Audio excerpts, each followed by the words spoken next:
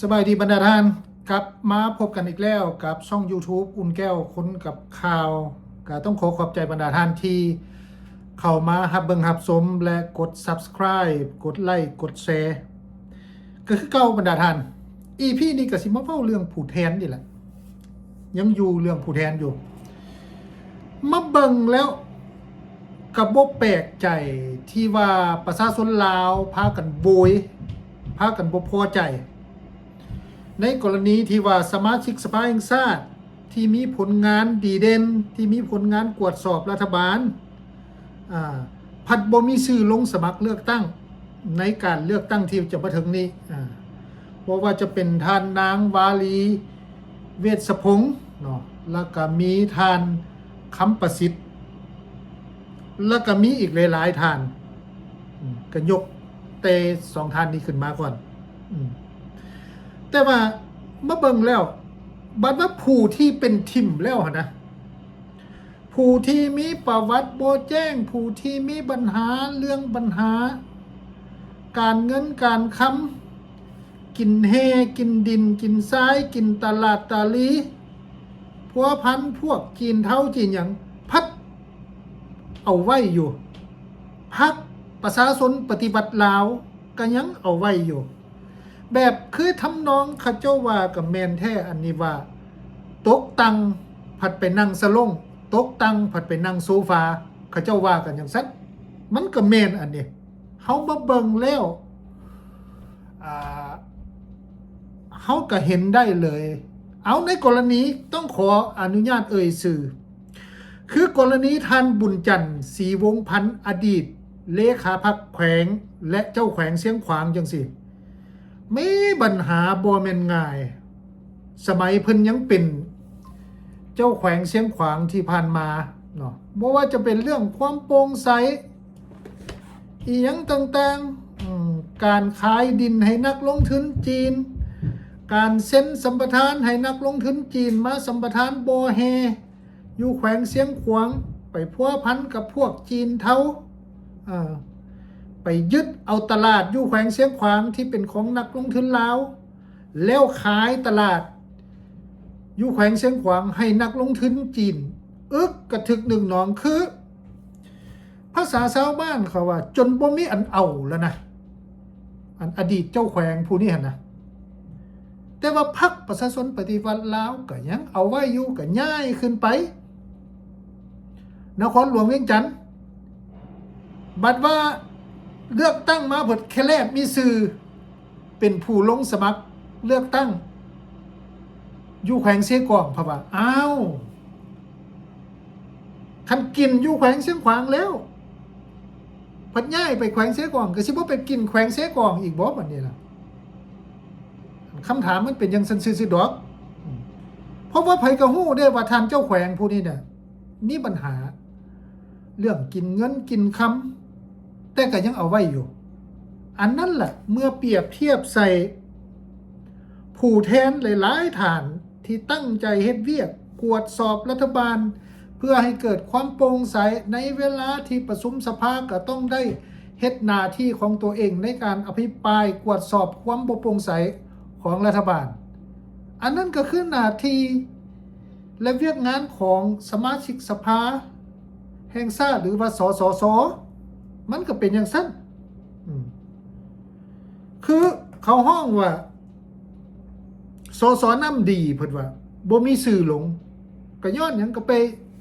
ขัดผลประโยชน์ของผู้ใหญ่บางท่านบ่ก็คือยกตัวอย่างสมาชิกสภาแห่งชาติน้ำดีหรือว่าสสสน้ำดีคือท่านคำประสิทธิ์เทพวงศาเพิ่นก็เว้าอภิปรายเกี่ยวกับปัญหาต่างๆหลายๆปัญหาแล้วมีจุดหนึ่งที่ว่าเพิ่นได้อภิปรายเกี่ยวกับบริษัทเบียร์ลาวบริษัทเบียร์ลาวนี่ก็โตการคือกันทั้งที่มันเป็นรัฐวิสาหกิจเป็นเงินของรัฐบาลแต่ว่าผู้ที่ไปดำรงตำแหน่งผู้อำนวยการฝ่ายลาวหั่นน่ะเป็นมหาเศรษฐีปัดทุกคนตลอดการเกือบตลอดการเนาะกินจนอิ่มจนหนำสำราญแล้วก็จังค่อย เปลี่ยนกัน เอาคือเว้าสื่อได้เลยคือทานกฤษณาวงศ์ไซจังสิกับมหาเศรษฐีเมืองลาวแล้วเทิงลูกไผ่ลูกเคยลูกสาวลูกซ้าย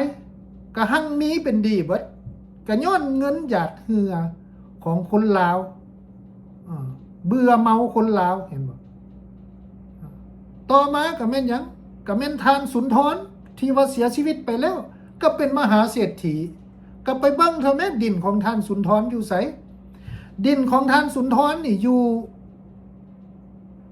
เขตตลาดน้อยนาไสเกือบเป็นดินของท่านสุนทรนั่นเกือบเบิด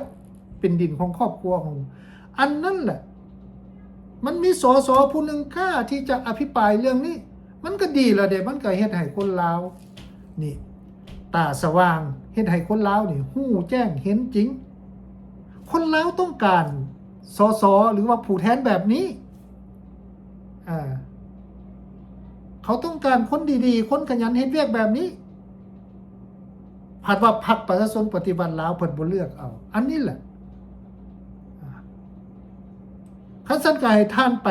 รับฟังทานคำประสิทธิ์เทพวงศาอภิปรายเกี่ยวกับเบียร์ลาวบางช่วงบางตอนมึงเนาะเวียดนามตัวที่3เนี่ยเป็นรัฐวิสาหกิจโดยเฉพาะรัฐวิสาหกิจเบียร์ลาวถ้าเป็นรัฐวิสาหกิจแล้วสร้างรายจ่ายมหาศาลสร้างให้จุนเจือญาติพี่น้องเอาไปเอามาเวียบทุกเวียงนี่มันคือเวียบของครอบครัวหลายก่อนอย่างเช่นป้ายโฆษณานี่ก็เป็นของลูกเคยลูกไผ่ขี่เบียร์ซื้อๆนี่ก็ยังญาติกันซื้อไปเป็นของลูกสาวเอาไปเอามานี่ปัญหาเรื่องนี้นะบ่แปลกหรอกที่รายงานว่าบ่ได้กำไรหลายหรือว่าจังใดอันพวกเฮากวดได้เนาะบ่แม่นกวดบ่ได้แต่ว่าปฏิบัตินั้นมันยากสำใดนั่นเป็นอุปสรรคพวกเฮาต้องสู้ซนผ่านๆกันดูทั่วโลกนี่ถ้าเขาฟังแล้วว่ารัฐนี่เป็นหนี้เอกชนเป็นเรื่องที่แปลกที่สุดในบรรดาประเทศแต่เฮานี่รัฐเฮาเป็นหนี้เอกชนส่วนหลายทั่วโลกนี่มีแต่เอกชนเป็นหนี้รัฐอันนี้มันพวกเขาต้องหาวิธีแก้ด่วนเนาะอันนั้นก็เป็นการอภิปรายเรื่องบริษัทเบียร์ลาวว่ามันมีความบ่ชอบมาพากลแนวใดเห็นบ่ผู้ที่เป็นอำนวยการฝ่ายลาวก็มันเป็นมหาเศรษฐีบ่ละเว้าง่ายๆหาซาดก็กินบ่เบิดเงินหั่นน่ะอันนั้นบัดนี้คือสสบางท่านเพิ่นได้เว้าแล้วว่าตกตั้งนั่งสลงอันนี้ก็แม่นความเขาเจ้าได้ตกตั้งนั่งโซฟาก็คือยกตัวอย่างมาแหละคือท่านบุญจันทร์ศรีวงศ์พันธ์กินอยู่แขวงเสียงขวางแล้วก็สิเอาไปกินอยู่แขวงเสกองอีกบัดนี้ประชาชนอยู่แขวงเสียงขวางเขาฮู้แจ้งเห็นจริงแล้วเกี่ยวกับเจ้าแขวงผู้นี้หั่นนะอันนี้แหละเขาว่าคัสให้ท่านไปฟังท่านบุญธรรมพุทธวงศ์ขอไปท่านบุญธรรมพุทธวงศ์ศรีเว้าเกี่ยวกับกรณีตกตั้งนั่งสลงเบิงว่าเป็นแนวใดแล้วก็สิถือโอกาสลาท่านผู้ฟังท่านผู้ชมไปเลยพบกันใหม่ EP หน้าสบายดีแต่เฮานี่นะข้าพเจ้าเคยเว้าอยู่สภาอันมีเกียรติแห่งนี้สมเกียรติแห่งนี้ว่าตกตั้งนั่งสลงนั่งสะบักหลายๆอยู่ลาวนี่นะเฮายังแก้บ่ได้ตกแล้วบนเป็นยางไปกิ้งไปเองอีกมีคนอุ้มคนจุ่มเป็นนางอีกตื่มอยู่ก็ได้